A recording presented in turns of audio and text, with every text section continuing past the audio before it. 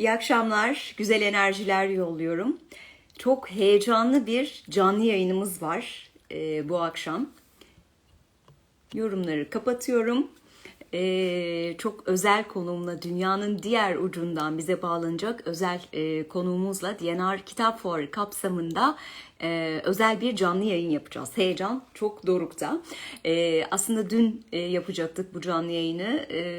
Teknik bir bilemediğimiz sebepten dolayı bağlanamadık yüz yüze o ünlü yazarla. Ben biraz bilgi vermek istiyorum. Konuğum kim?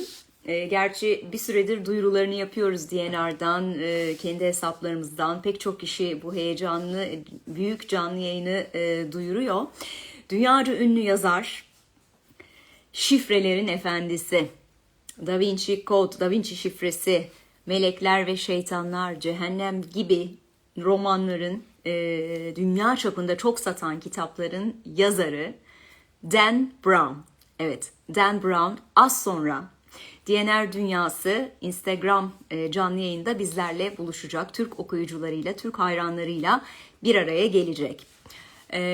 Bu gecenin, bu akşamın moderatörü benim. Ben Ece Vahapoğlu, sunucuyum. Ben de bir yazarım.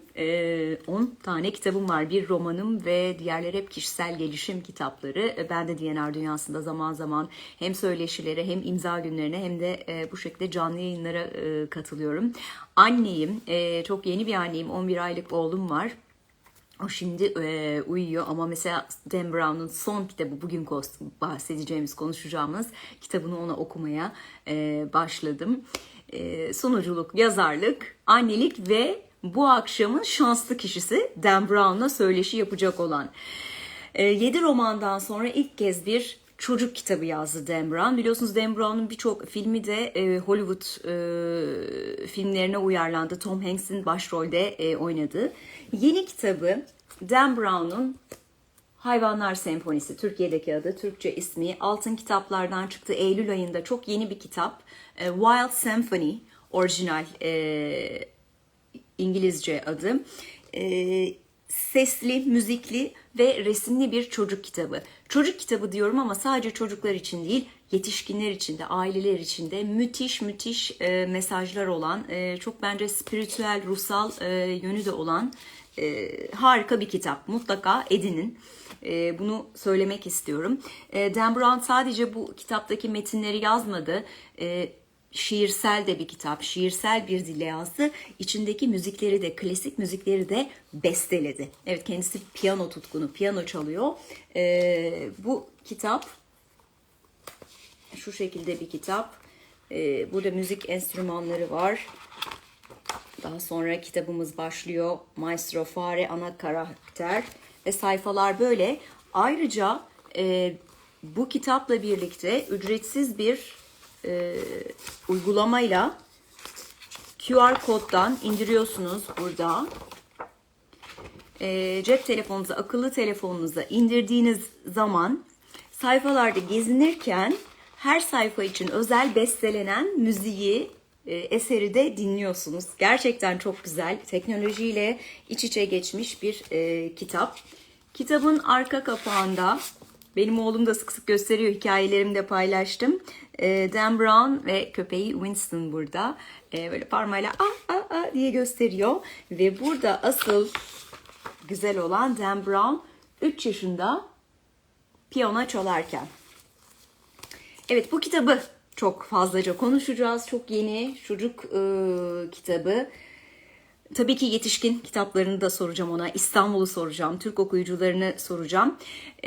Bu kitapla ilgili hayal edilen bir, tabii ki kitap tanıtım, kitap turu vardı. Ve belki de çeşitli ülkelerde büyük senfonilerle, orkestralarla konserler hayal ediliyordu. Ancak hepimizin dünyaca geçtiği, global olarak geçtiğimiz pandemi sürecinden dolayı bu gerçekleşemedi. O yüzden de okurlarıyla online olarak canlı yayınlarda buluşuyor Dan Brown ve Türkiye'de de ilk kez canlı yayınını DNR Dünyası ile DNR Kitap Fuarı kapsamında yapıyor.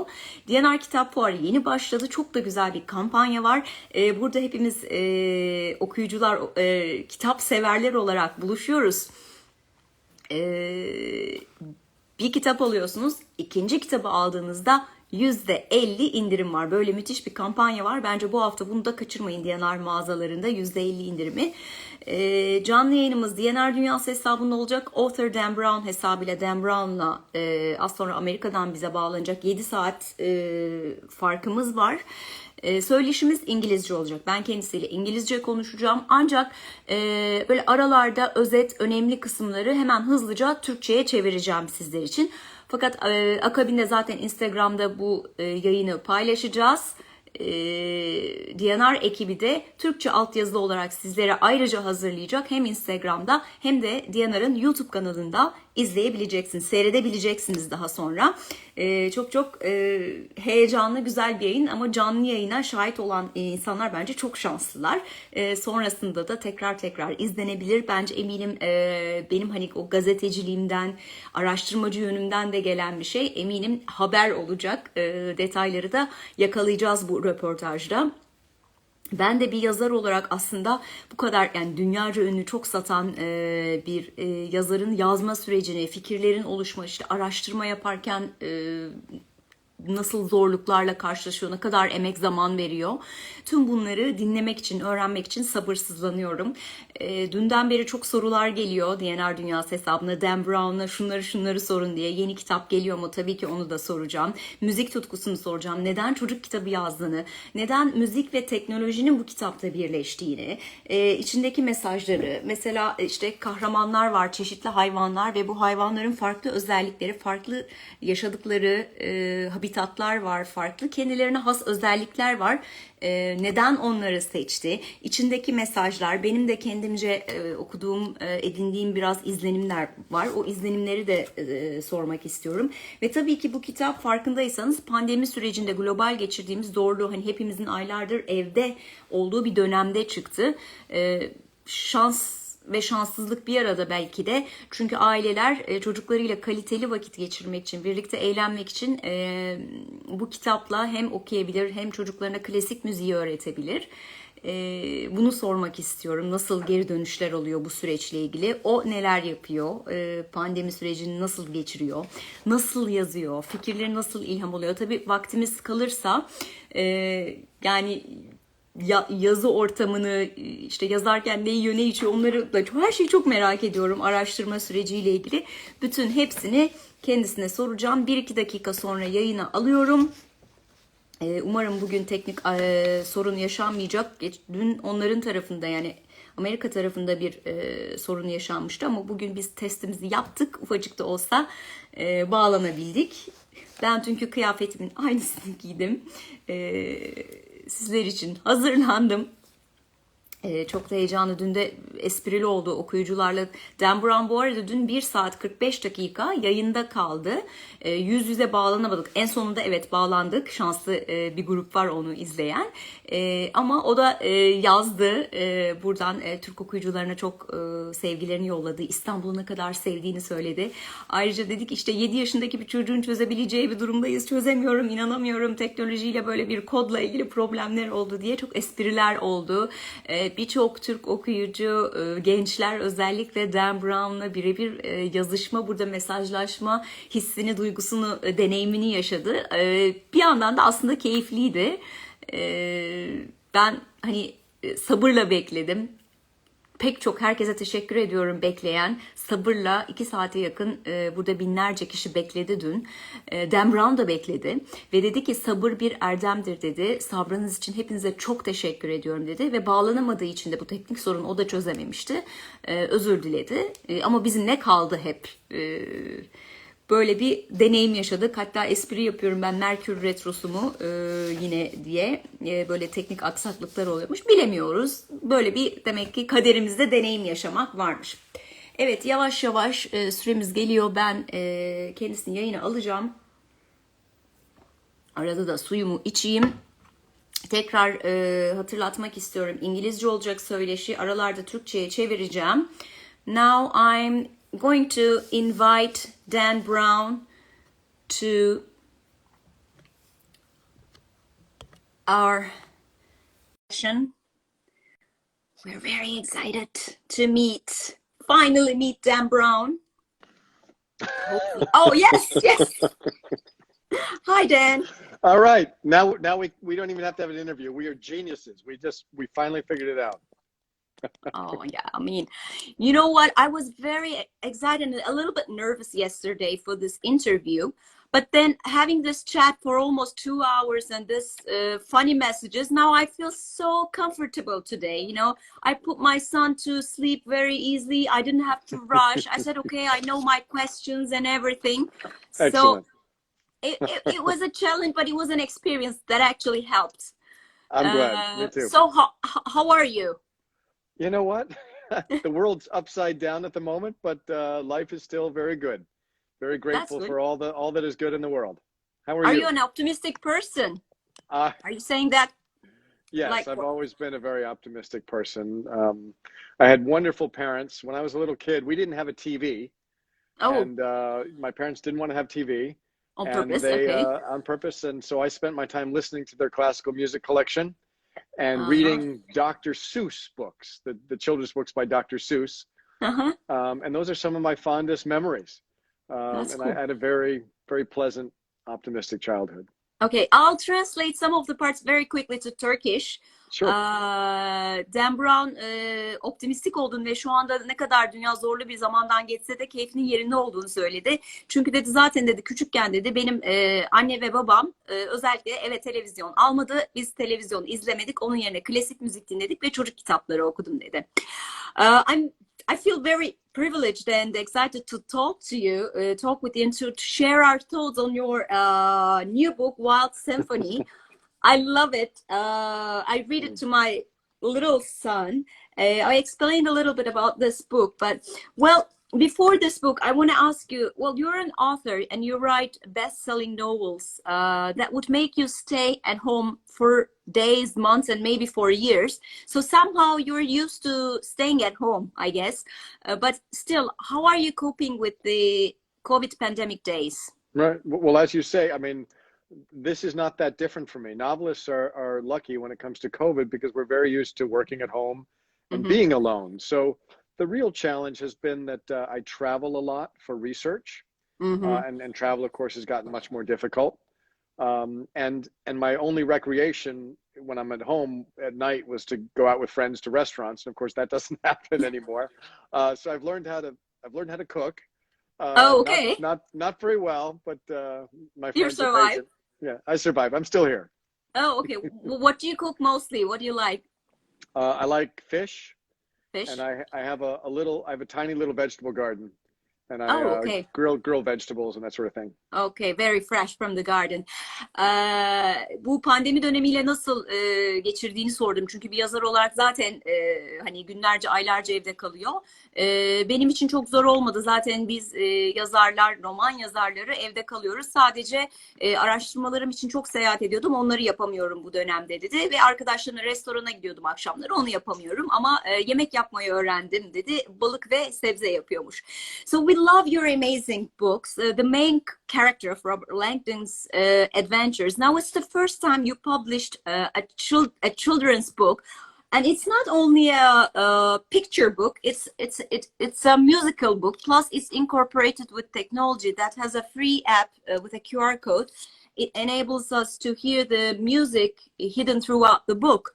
I can simply ask, why children's book? Why now? And why did you decide to combine music and technology with the book? Yeah, well, I mean, I'm a child at heart. I think we all have a little bit of child still in us, even as adults.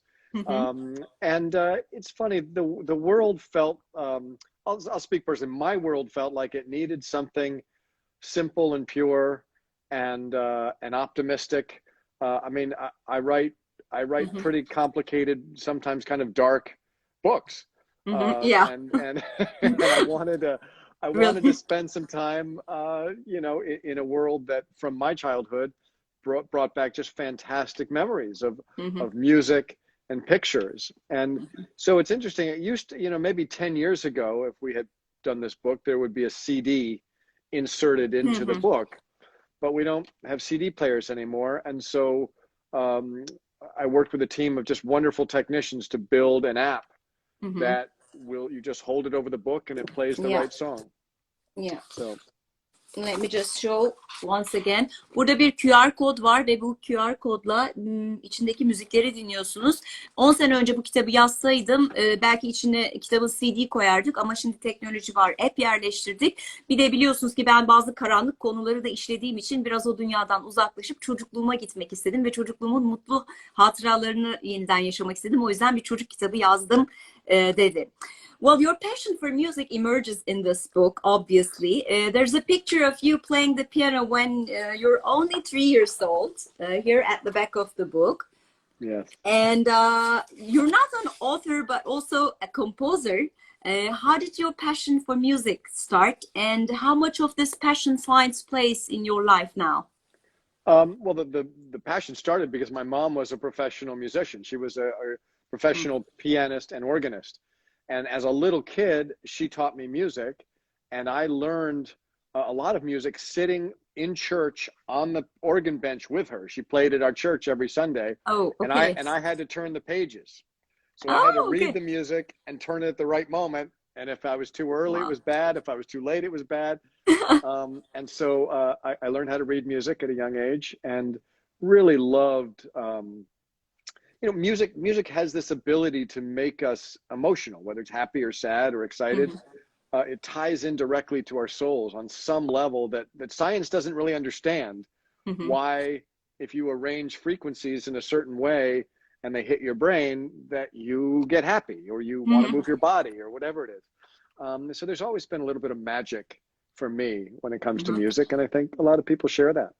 Okay, and how does it find place now in your life? Do you play the piano? I play the piano every day. Every day? Yeah. It's kind of interesting. I work in one side of the house on writing, on novels, and as I move back into the real world, I pass the piano and I'll stop and I'll play for maybe half an hour as a way to just re-enter the real world after spending a long time in the fictional world. I've been writing music since I was a little kid. I've been writing. I mean, nobody knows I've been writing because I don't advertise the fact. Yeah. But I've been writing music a long time. Okay, let me just translate this very quickly. Müzik tutkusunu sordu, ne zaman başladığını. Çok küçükken başlamış çünkü annesi zaten profesyonel bir piyanistmiş ve kilisede her pazar annesi piyano çalarken küçükten de oturup sayfaları çevirirmiş annesi çalarken. O yüzden çok küçük yaşta piyano çalmaya ve bestelemeye başlamış ve günlük yaşantısında da her gün en az yarım saat piyano çalıyormuş. Evinin bir köşesinde yazılarını yazıyor.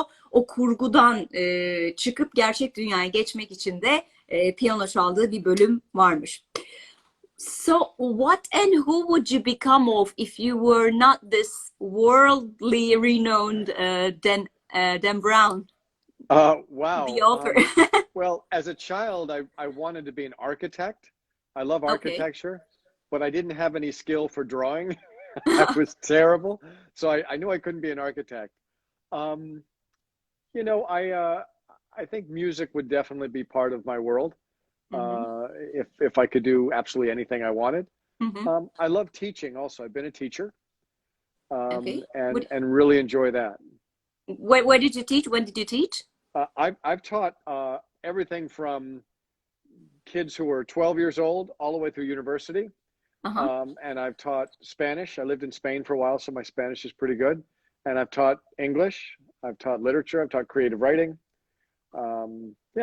That's cool. I would like that you would be my English teacher. That would be cool. Kim olmak isterdi diye sordum Dan Brown olmasaydı. Küçükken mimar olmak istiyormuş ama çizim yeteneği olmadığı için bu hayalinden vazgeçmiş ama bir şekilde müzikle ilgili bir şeyler yapmak isterdim ve öğretmen olmak isterdim dedi ki zaten hayatının bir döneminde de öğretmenlik yapmış. So, did you write as a child? Yes. Do you have... Yeah, I wrote at 5 years old. I wrote 5. a book. Okay. 5. So I couldn't actually write. So I dictated the story to my mother.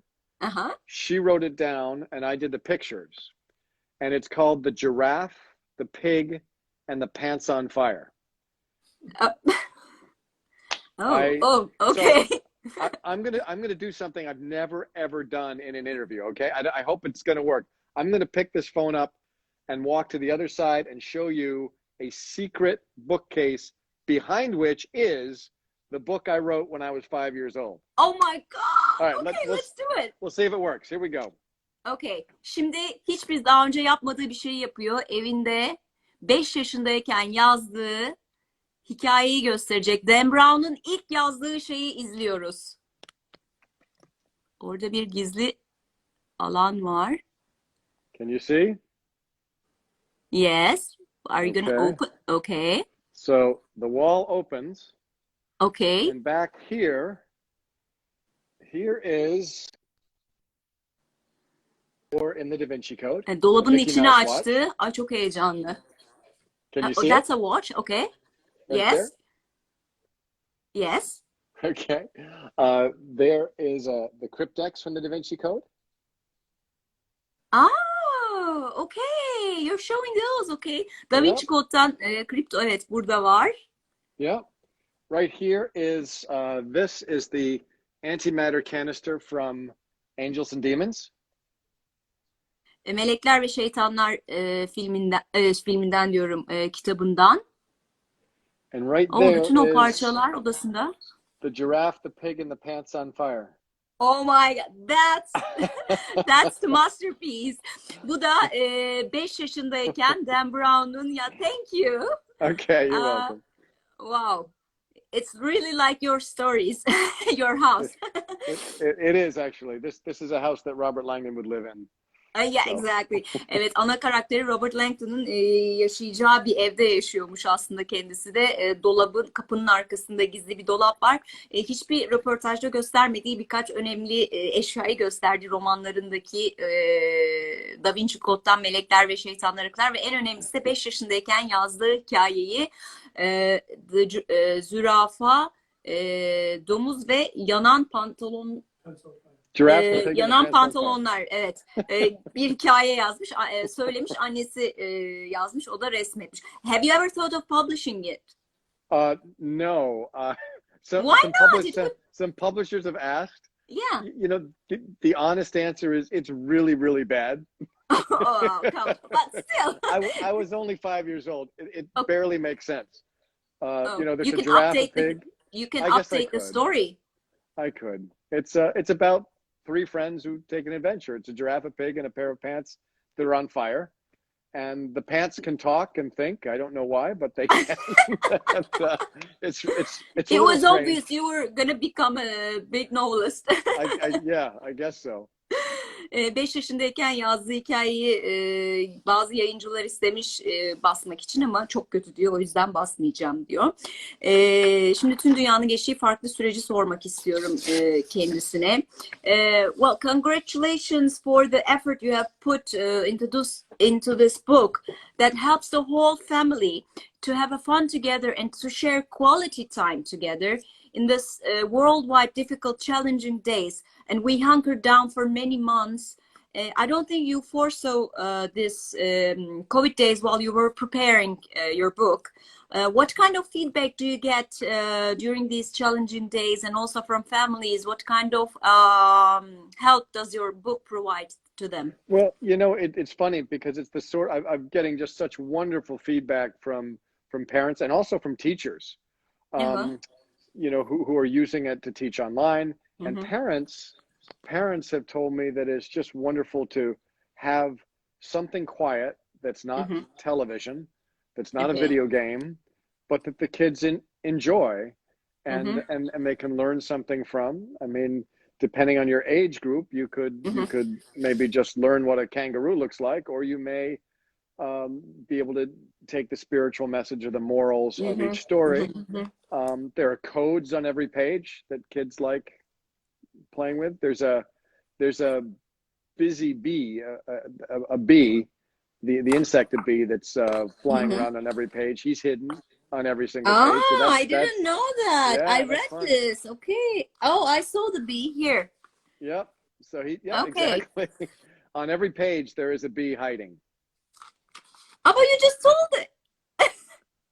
Did you just tell? No, you just have to find it. It's on every single page. Okay, but it's not mentioned in the book. I mean, you just have to find it. You just have to realize it. Now we know it. Okay.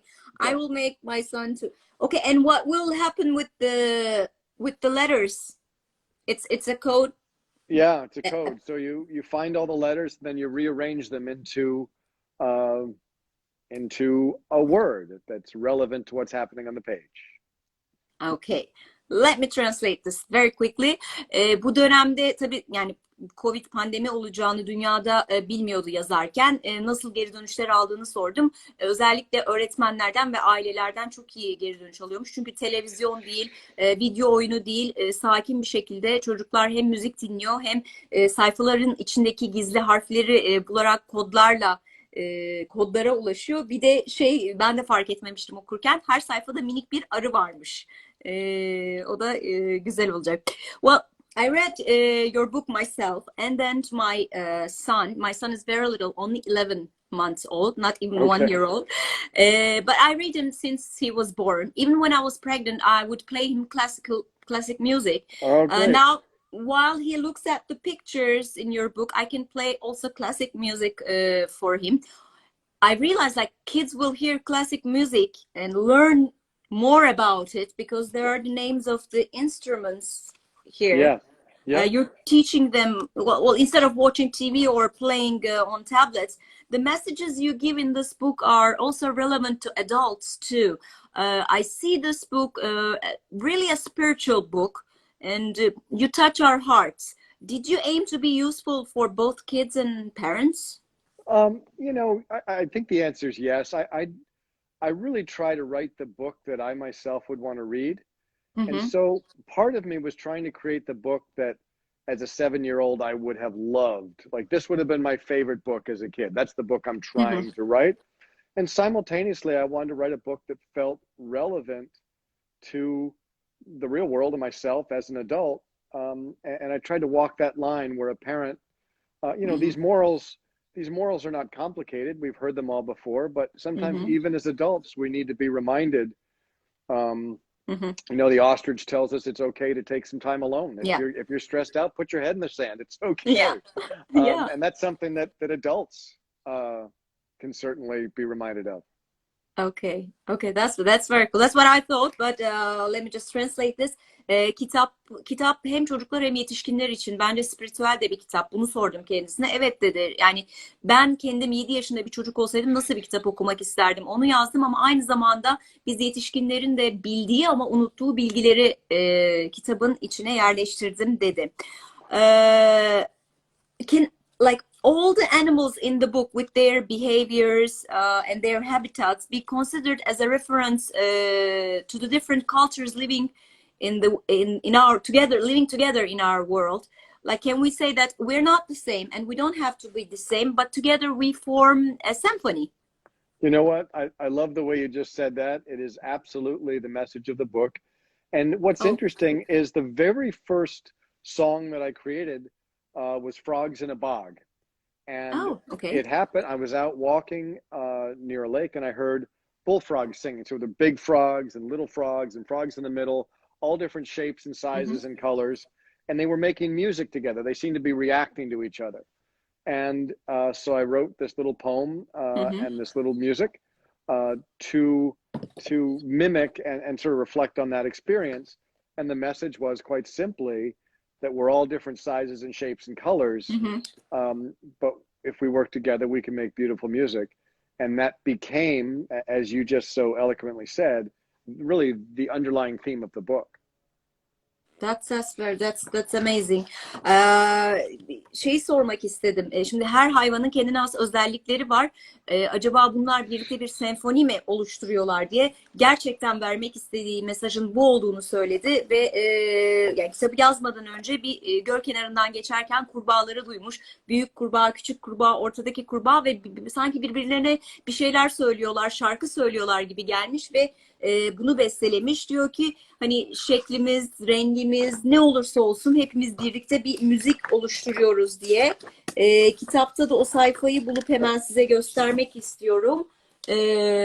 Frogs Here. İşte burada bestelediği ve yazdığı şiir Dan Brown'un gerçekten çok özel bir kitap. I think this work is a reference and message to the today's human society, increasing violence. It offers us necessary message in our lives. We knew and we forgot, as you said before. For example, not to give up, or sometimes to give space to our minds. Also gives messages in many pages to calm down to the children through a whale, swan, ostrich, or stingray fish. Do you agree with that? Do you want the children to like to calm down? No, well, you know what? I mean, that's not the only message.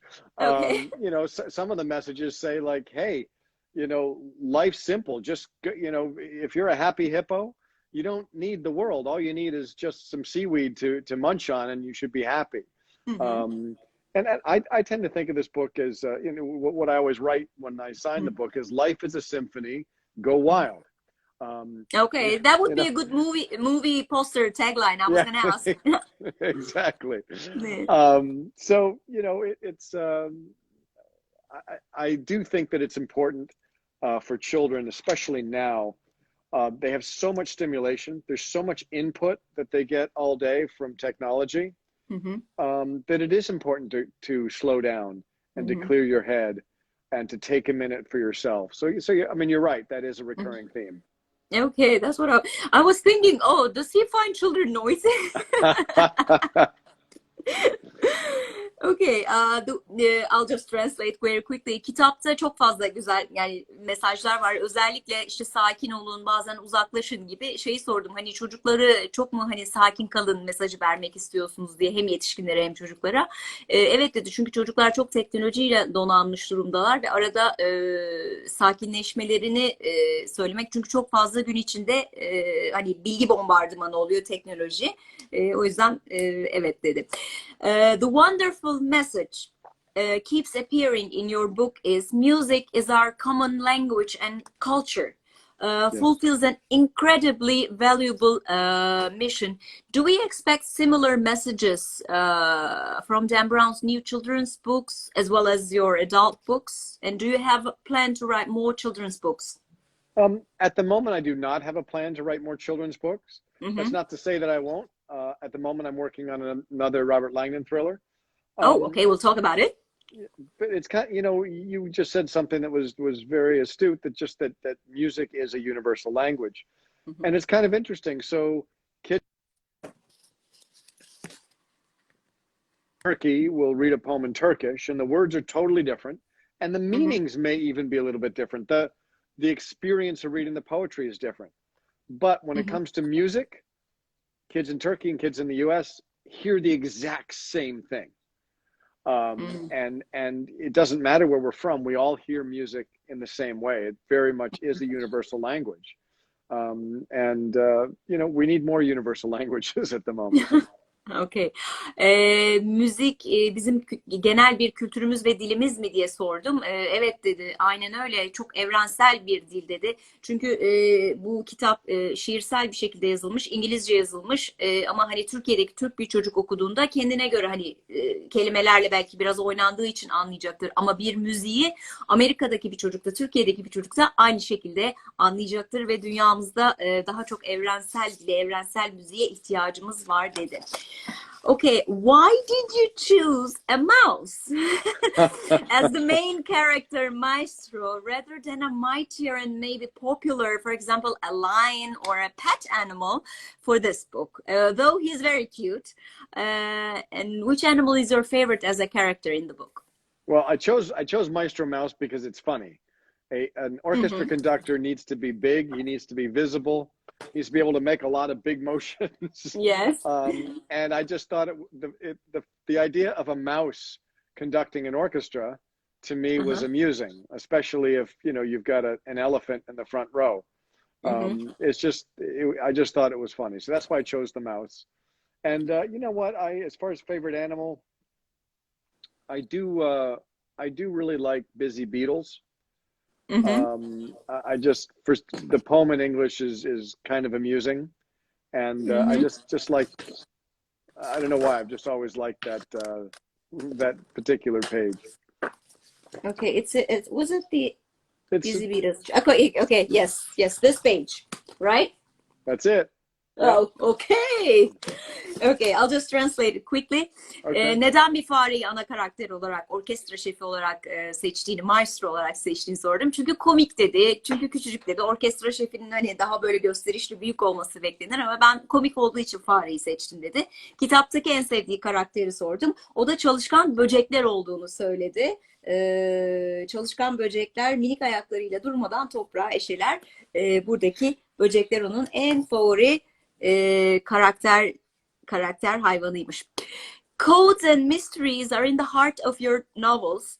You're visionary and in a sense futuristic writer. Was it your idea to use technology so effectively in a children's book, or is there a team planning this? And are you planning to write books where other technologies are used, or more of your talents will appear? You know, the idea to use technology was indeed mine. I don't have the skill to create the app, but I worked with a company and very created this app in a very specific way. I designed it.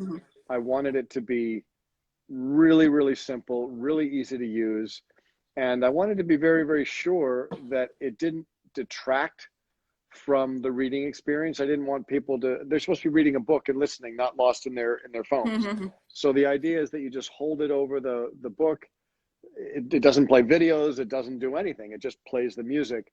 And because we can do so much in applications now, I mean, there was this constant pressure to like, well, we could have Q&A, we could have videos, we could have animated Maestro Mouse directing and it's like, no, it's about a book and music, and that's it. And I was really happy with the way the app came out.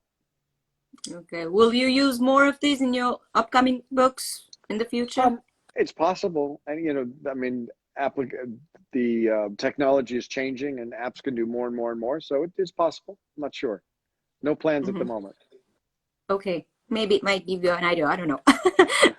Well, we know you play the piano very well. It's your childhood passion. If you're asked, would you play the piano at a concert? Right now? Yeah. No, I mean, not right now. I mean, like, okay. In general, today. Sure. Why not? Yeah, I would. Okay, you would. Yeah. If you were polite enough to listen, I would certainly play. Oh, come on. I'm sure you're playing every day. Okay, that would be very interesting. And promoting a children's book with concerts all over the world means a lot of effort and organization. There must be an enormous amount of work to be done behind the scenes. Do all these creative ideas come from a team, or they're like or is it you who lead the way? Oh, I mean, there's a team. Every success is a group effort. I work very hard, but I obviously can't do everything, and I don't have the expertise to market books or draw these beautiful illustrations. And there are a lot, and you know, I have a great editor that I work with. So there's a lot to keeping these books going throughout the world and spreading them across the world. So I'm very grateful. I just have fantastic people around me.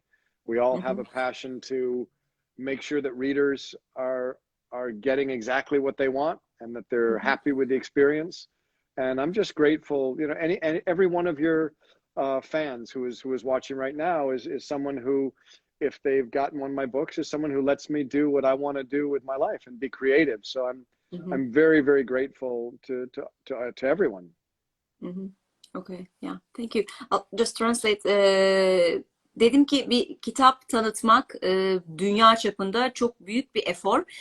Bunun arkasında bir takım mı var, yoksa hani fikirler hep sizden mi geliyordu? Ben çok çalışkanım ama tabii ki arkamda çok iyi bir ekibim var yıllardır. Kitabın pazarlanmasından bu teknoloji app'in oluşturulmasına kadar ve kitaptaki tabii çizimlerin yapılmasına kadar biz bir takım şeklinde başarılı oluyoruz dedi. Like your adult books, this new book also have hidden codes and puzzles for children. Do you want to teach them about puzzles and codes from early age? Yes. And yes? Of course. So they will be your future readers. Well, I hadn't thought that far ahead, but that's a very good idea. Yeah, why not? Companies, brands. Right. I know. I need you on my branding team now. You know, it's funny. I don't know if you've heard the story, but when I was when I was a child, on Christmas morning, we generally come down and there are presents under our Yeah. Christmas tree. That's generally how we do it. Mhm. But in our house, you'd come down, there were no presents. There was just a code or a riddle or a puzzle that you had to solve. And it would maybe send you to the kitchen. And you go to the kitchen, you look in the refrigerator, and there's another code. And maybe it sends you out to the garage and sends you all over until finally it tells you where your presents are. And so codes and treasure hunts were always a lot of fun for me. I have a very fond memory of them. And there's something about the human mind that loves solving codes. It's Mhm. why we do crossword puzzles. That's why we Mhm. do jigsaw puzzles. That there's just something fun about saying, "Ah, I found the right piece." Yes. Okay. Uh, Yeah. That's cool. Kitaplarında hep biliyorsunuz şifreler, kodlar var. Çocuk kitabında da niye bunu yaptığını bu kadar erken zamandan hani onlara erken yaşlarda kodları mı öğretmek istiyor ve hatta sizin gelecekteki potansiyel okuyucularınız mı olacak dedim. O kısmını düşünmemiştim. Güzel fikirmiş dedi. Ama evet kodları koymuş ve küçükken kendi evlerinde de işte yılbaşında Noel'de yılbaşı ağacının, Noel ağacının altında biliyorsunuz hediyeler olur. Onların evinde öyle olmazmış. Bir kod olurmuş. O kod mutfağa gönderilmiş. Mutfak garaja derken o şekilde hediyeye ulaşırlarmış. İnsanoğlunun doğasında var bir bulmaca çözmek dedi. Are they hard for the kids to find the codes in this book? no, I mean they're challenging, you know, but I mean, there are many different kinds of codes. One Hı code hı. could just be, you know, have fun trying to find the bee. For a young Okay. child, just find the bee. For children that might be a little bit older, you can find all the letters Hı on hı. every page, and if you pull them out, they spell the name of an instrument from the orchestra. Oh, okay. Each page spells a Hı hı. different instrument from the orchestra. There's a secret code on the first page that I don't think anybody will see, but it's a lot of First fun. page of this page or like It's the page where it credits my mother. I think it's at the very top where I say this book is oh, dedicated. okay, here. Okay, here. Yep. Probably. And if you see, there is some very faint music behind it. You see the notes on the scale? Yes. Those Yes. notes, if you read music, the notes are C, G, and B. And my mother is Constance Gerhard Brown, CGB. Oh, okay. Yes. Wow. Okay. I'll just tell this. Kitaptaki kodlar çocuklar için zor mu diye sordum. Aslında kolay ama çocukların yaşlarına göre yani küçük bir çocuğa hadi sayfadaki küçük arıyı bul diyebilirsin ama daha büyük bir çocuğa sayfalardaki harfleri bul, harfleri çıkar ve bu harflerden bir kelime bul ve bu kelime bir müzik enstrümanı olacak orkestrada diyebilirsin dedi. Bir de asıl kitabın ilk sayfasında gizli bir şifre var dedi. Şu anda canlı yayında ben de öğrendim, fark etmemiştim. Burada kendisini yazdı ve annesine teşekkür ettiği, annesinin de ona teşekkür ettiği bir bölüm var.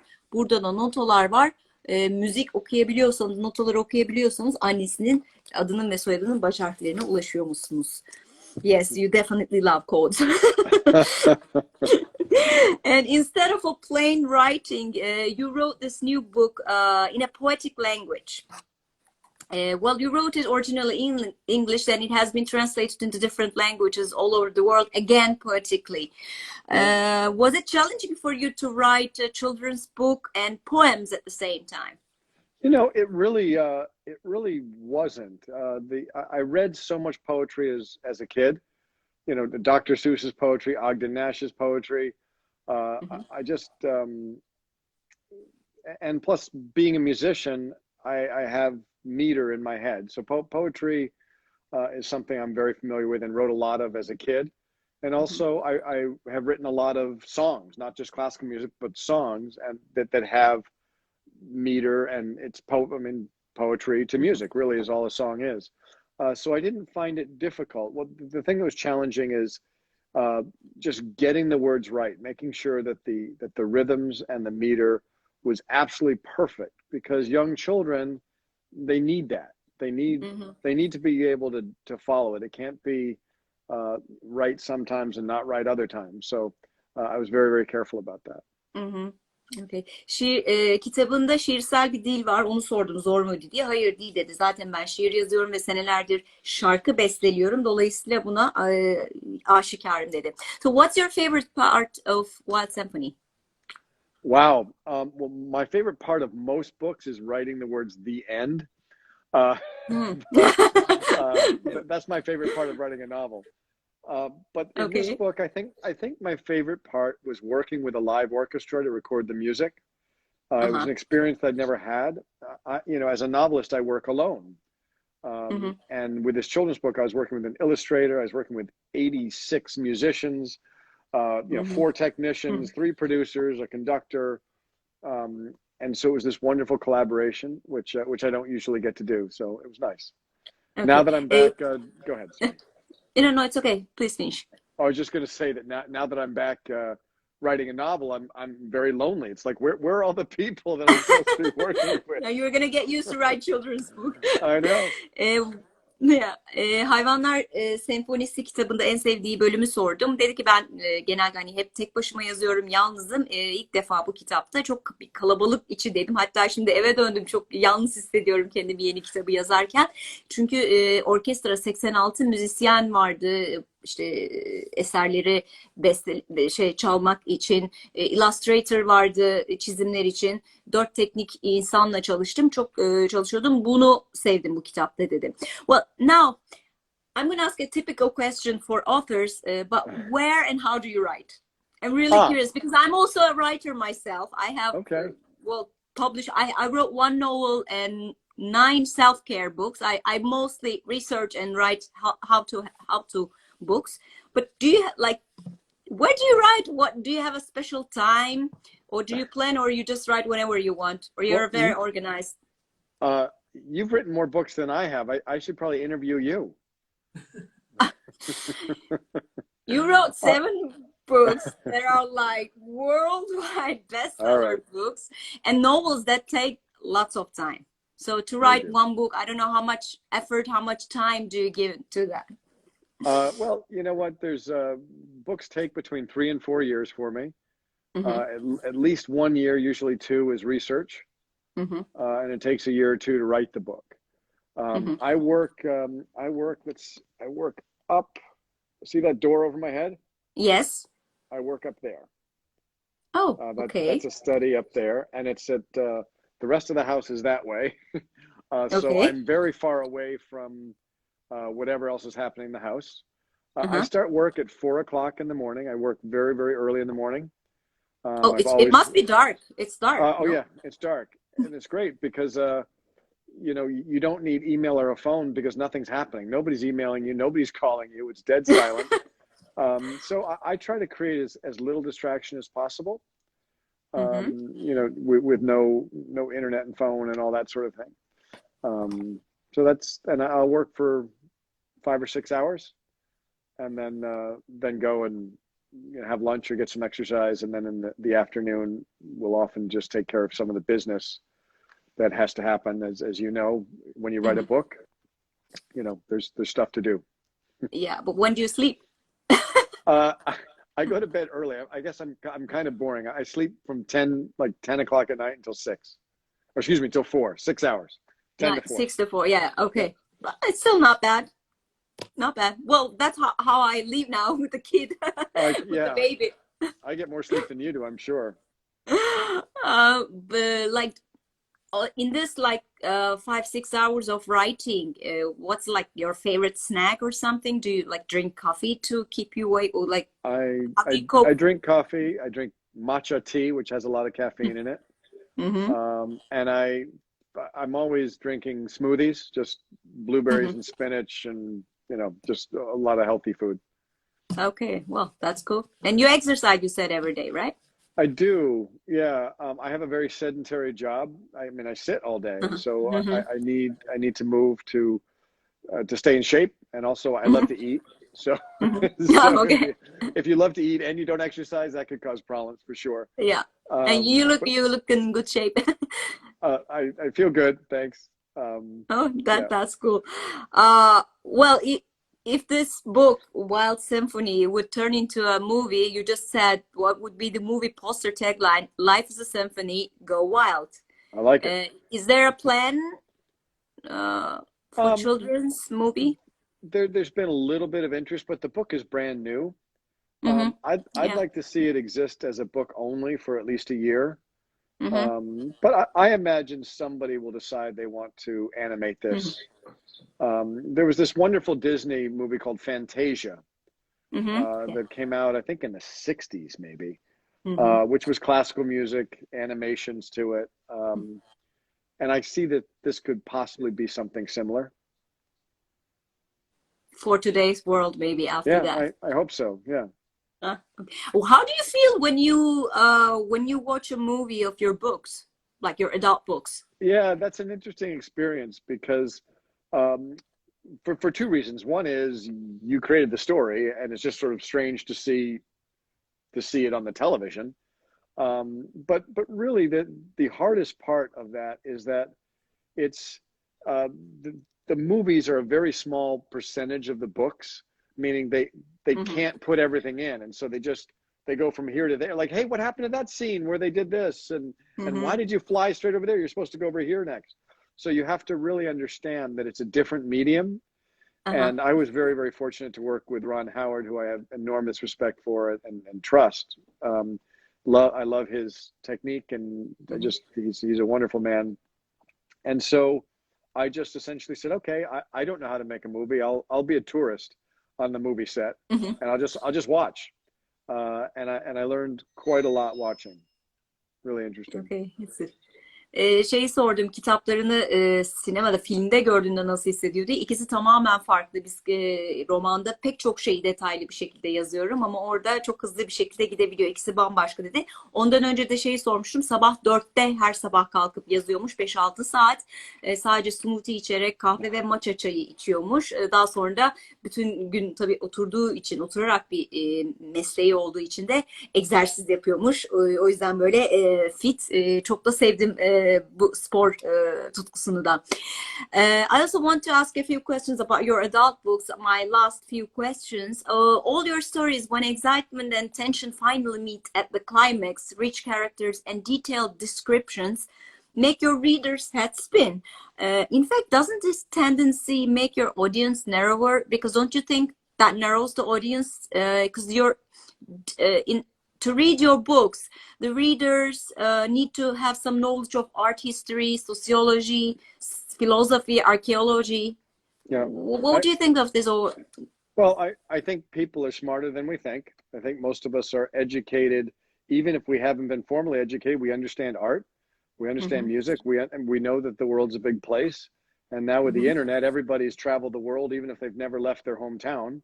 Mm-hmm. I don't really think about an audience or narrowing or expanding an Mm-hmm. audience. I literally try to write the book that I would want to read, Mm-hmm. and it's that simple. I write the book that I would want to read, and then I just hope that people share my taste. Some of them do, and some of them don't, and that's just But that's the mostly nature of the. do. Well, They're unfortunately, a lot of amazing. people do. Yeah. Yeah, it's. I mean, oh, okay, it's inspiration. Like, how do you get the inspiration? Do you have like a certain ritual? Uh, I read a lot.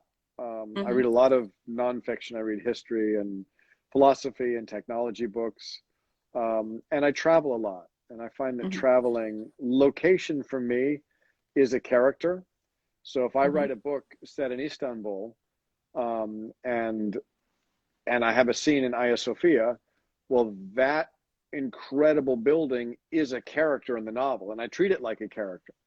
Mm-hmm. um, and you know all of her secrets, and you know her strengths and her weaknesses and her past history, and um, yeah, and then I think I said, I typed it to you yesterday, that people ask me, of all the places you've traveled, what's your favorite place in the world, and I almost always uh, instantly say Istanbul.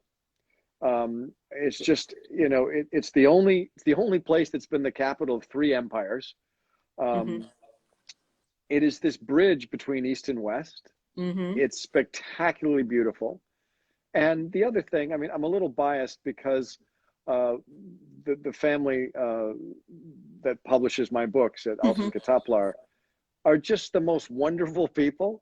mhm. And we just had such a fun time the weekend I was in Istanbul, and we just saw so much, had incredible food, just wonderful experiences, the art and the history.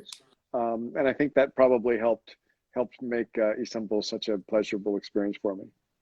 Okay, great. En sevdiği, her zaman söylüyorum, en sevdiğim şehir dünyada İstanbul diyor. Hem Batı ile Doğu'nu birleştiren işte köprü, üç imparatorluğu barındıran, Ayasofya'nın gizemleri ve tabii ki yayıncım Altın Kitaplar ve muhteşem bir aile. Çok güzel zaman geçti, çok güzel yemekler yedik.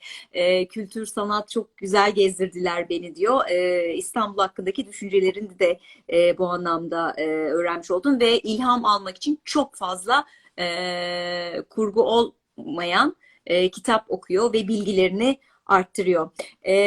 How much effort and time do you put into researches while writing? You said 1 year and you travel, but these days you won't be able to travel. And how is your new project, like your new book project? What are you writing these days? Well, I'm very fortunate that I did a lot of the research before COVID hit. Oh, So I okay. did all the traveling and I gathered a lot of information. I made a lot of decisions. So I'm writing now, and I can't say much about what the book's about or where it's set, but I can tell you that I may have typed this to you yesterday. I can't quite remember, but that if you've read my novels, you know that Robert Langdon always meets an incredibly intelligent, beautiful woman who knows Yes. exactly what he needs to know. He's very, very lucky that way. He always, there's Okay. always a beautiful physicist or a, lovely cryptologist. I don't know why he's so lucky, but he is. In this book, it starts differently. As the book starts, Robert Langdon is in a relationship. He's been in a relationship for 3 years. He's very much in love. And the person that he is in a relationship with is a character from one of my previous novels. So there you have it. Okay. So that's a little bit different in this new book. Okay. Oh, okay. Let me translate this. Yeni kitabı şu anda Robert Langton'un yeni bir serisini yazıyor. Söylediği şey her zaman o işte çok güzel ve ona yardımcı olan bir kadınla tanışıyordu ve onunla birlikte çözüyordu gizemleri, ona yardımcı olan. Bu sefer hikaye farklı başlıyor. 3 senedir bir ilişkisi var. Çok aşık ve ilişkide olduğu kişi daha önceki romanlarından bir karaktermiş. Şu anda da onu yazıyormuş. Araştırmalarında çoğunu, yani seyahat kısmını Covid'den önce yapmış. I've already asked many of my questions, but do you have any messages for the Turkish readers? And you said yesterday you typed, actually, we couldn't get connected, but you said you're gonna write something about Instagram on your new novel. Is it true, or was it a joke? No, that was a joke because we were all so frustrated with Instagram, and I mean it may have been a technical problem, or we didn't know how to use it or something, but it doesn't really matter. We're here today. I was joking that I was going to write the Instagram code, Okay. but we solved it, so now I don't have to write it because we've solved the mystery, and we don't need Robert Langdon for this.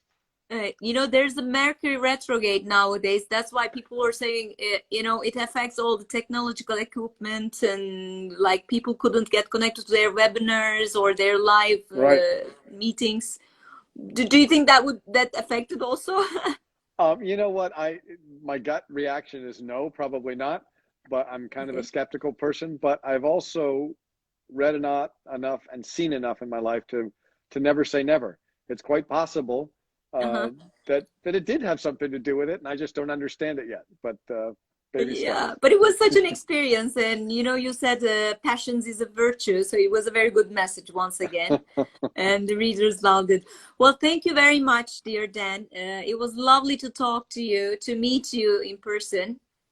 Thank you, and the feeling's mutual. It was really great to talk to you, finally, rather than typing to you.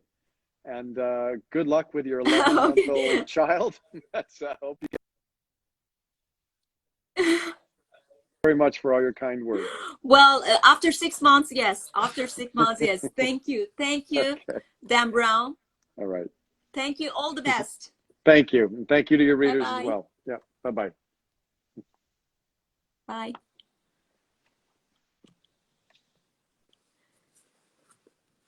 Evet, nihayet Dan Brown'la buluştuk. Süper bir röportaj söyleşi oldu. İnanın bakın böyle 4 sayfa soru hazırlamıştım. Hepsini ve daha fazlasını sorabildim. Çok güzel bir sohbet oldu. Bence güzel detaylar da var. Eminim gazetelerde de haber olacak detaylar olmuştur. Bize hiçbir röportajında göstermediği kütüphanesinin odasındaki bir bölümü de gösterdi. Ben çok keyif aldım. Umarım sizler de keyif almışsınızdır. DNR Kitap Fuarı kapsamında DNR Dünyası Instagram hesabında Türkiye'de ilk kez bir canlı yayına katıldı ve Türk okuyucularıyla buluştu Dan Brown. Biz İngilizce yaptık. Aralarda ben Türkçe'ye çevirdim ama bütün röportajı DNR ekibi Türkçe altyazıyla sizler için hazırlayacak. Bizi takipte kalın. Instagram ve YouTube kanallarında yayınlayacaklar. Ben Ece Vahapoğlu. Hepinize iyi akşamlar, iyi geceler diliyorum. Bay bay.